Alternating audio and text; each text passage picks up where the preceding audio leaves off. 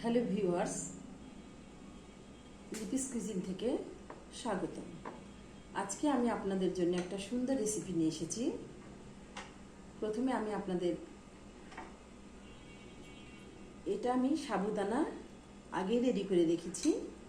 সাবুদানাটা আমি সিদ্ধ করে নিয়েছি।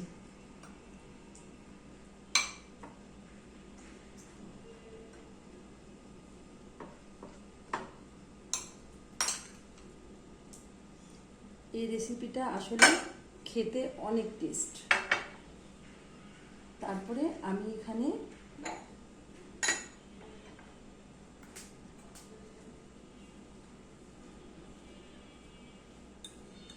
তৈরি করা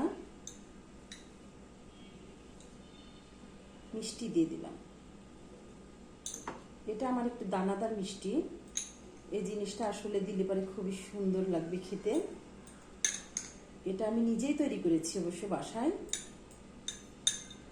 আপনারা চাইলে পরেও তৈরি করতে পারবেন। ছানা দিয়ে অনেক সুন্দরভাবে বানানো যায় এটা। এরপরে আমি এখানে কিশমিশ রেখেছি। আমি এবার কিশমিশ নিয়ে নেব।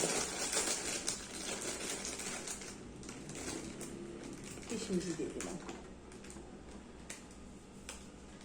আসলে কিশমিশটাও তো মিষ্টি, যার জন্য এটা খেতে অনেক সুন্দর লাগবে।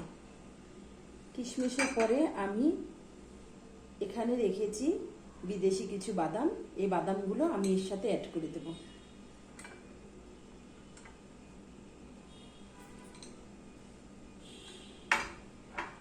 আমি এখানে আধা লিটার দুধ জাল করে রেখেছি। আমি এই দুধটা দিয়ে দিব।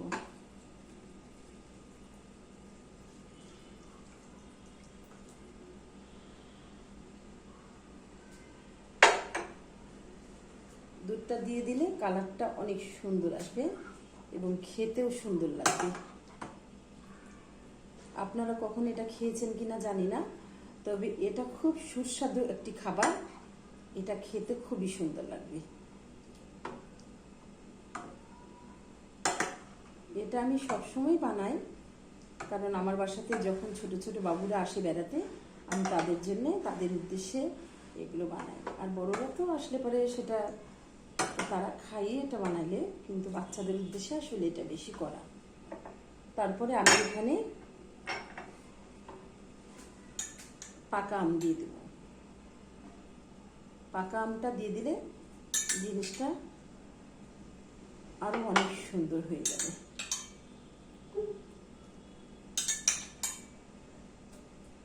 আমাদের সাবুদানার আসলে এই মিশ্রণটি অনেক ভাইরাল হয়েছে। আপনারা দেখবেন সাবুদানা দিয়ে অনেক ধরনের জিনিস বানানো যায়, কিন্তু আমার এটা একেবারেই একটু আনকমন, কারণ আমি এখানে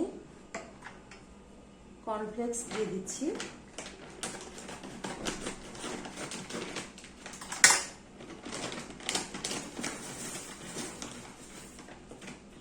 কর্নফ্লেক্স দিলে বাচ্চারা অনেক পছন্দ করে এটা।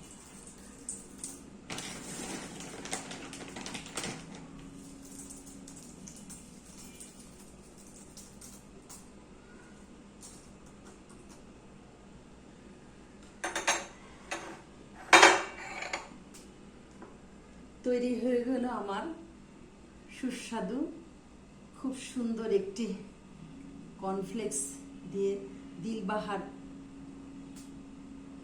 রান্না তৈরি করলাম। আসলে এই দিলবাহার কর্নফ্লেক্স পায়েসটা অনেক সুন্দর। এটা আপনারা ঘরে তৈরি করে খাবেন এবং এটা বাচ্চাদেরকে দিবেন, দেখবেন।